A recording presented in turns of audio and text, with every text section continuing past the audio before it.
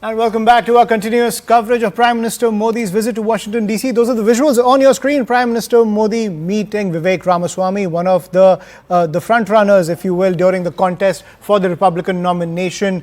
He took on Donald Trump for the Republican nomination and then endorsed Donald Trump as he faced off against Joe Biden. And Vivek Ramaswamy, one of the most prominent Indian Americans in the Republican camp, now meeting Prime Minister Narendra Modi. I'm joined by my colleague Zaka Jacob also on the broadcast. Zaka, decode these visuals for us, because Vivek Ramaswamy was at one point, along with Elon Musk, set to run Doge to remove wasteful spending from the Trump administration. But now he seems to have been left out in the cold by the Trump administration. So what is the resonance of this meeting with Prime Minister Modi?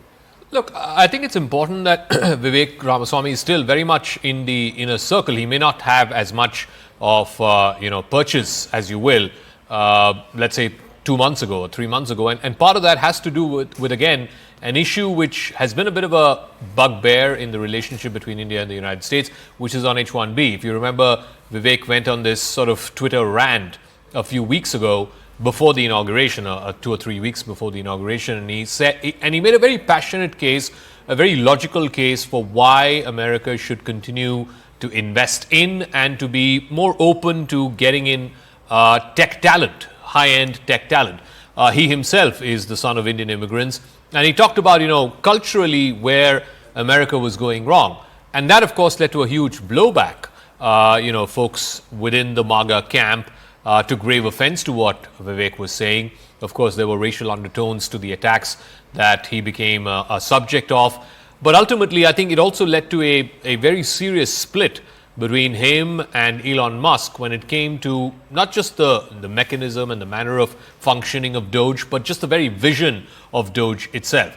Musk came into it from a more technological point of view. He wanted to get into the tech back end of the federal government and see what inefficiencies there are and try to cut down on those redundancies. Vivek, on the other hand, fundamentally came into it from an ideological prism, saying that you can't have the American government run this kind of deficits, and it has to be sort of cut short in a way that would be completely drastic. So I think there was a conflicting vision from both Musk and Ramaswamy, and I'm sure there was conflicting egos as well. Eventually, just before the inauguration, he announced that he will be stepping down as co-chair of Doge. So Doge is now entirely Elon Musk's property. The successes and potentially, if it leads up to some kind of failures, all of that is going to be on Musk. Where does that leave Ramaswamy? Ramaswamy, he hasn't said this publicly, but privately he has told his friends and colleagues and people who are close to him that he intends to run for Ohio governor, which I think is coinciding with the midterm election sometime in 2026. Whether or not that will be a successful bid, I don't know. Trump seems to be inclined to pushing his case as Ohio governor. So is J.D. Vance. Remember, Vance was a senator from Ohio before he became vice president, before he became Trump's running mate. So Vance has thrown his lot behind Vivek Ramaswamy.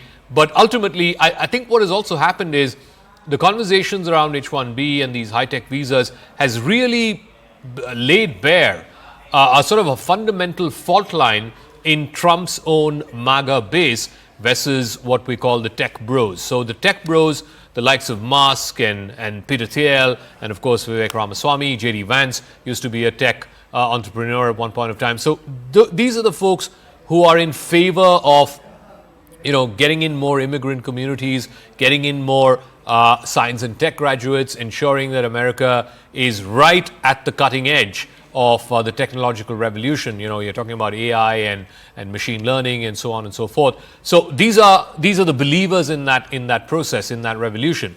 And then you have Trump's own base, led by the likes of Steve Bannon and Laura Loomer and all of these folks, who are completely anti that. The nativists, the people who believe in quote unquote, for want of a better phrase, white supremacy. Those folks have clearly had a falling out with the tech bros. So there is this fundamental dissonance between these two camps, both of whom are big supporters, both of whom are big vote banks, if you will. One is a big donor bank in terms of money for Trump and his campaign, and the other, of course, is his vote base. So there is that fundamental conflict that has come between these two camps. And ultimately, look, Trump is a great luxury. Trump's greatest luxury is he doesn't have to run again, unless, of course, he changes the US Constitution. But he doesn't have to seek a third term. No US president can seek a third term.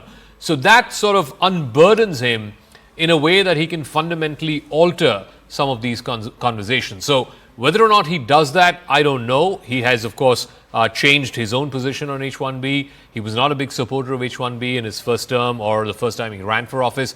But now he seems to be making conciliatory noises around H-1B. But ultimately with Trump, because he's so mercurial, so temperamental, we don't know. Ultimately, it depends on which side of the bed he's waking up on. But I think the conversation between Prime Minister Modi and Vivek Ramaswamy is important because it's signaling that, look, we are willing to engage with somebody who we believe is a fellow traveler. He's an Indian American. And yet he's very, very deeply MAGA, very, very deeply Republican. And in a way, I mean, he's what? He's less than 40, so he's the future of the Republican Party in many ways. So the Modi government is sending that strategic signal that we're all in on this guy. Just like they were sending the signal with Tulsi Gabbard yesterday. That was the first call on that the Prime Minister had. Again, she's Samoan American, but she is Hindu by faith. So again, sending out a signal that, look, these are the people we believe will sort of come to dominate the Republican Party in a post-Trump era. So I think that signaling is important. But this fundamental sort of schism between the tech bros on the one hand, who are all for legal immigration, who believe that this cap of 65,000 on H-1B visas needs to be lifted. Those are the big donors of the Trump campaign and the Republican Party, and this fundamental MAGA base, who are the voter base. That conflict has still not been addressed. But I think India is very clearly saying on which side it's throwing its own chips on.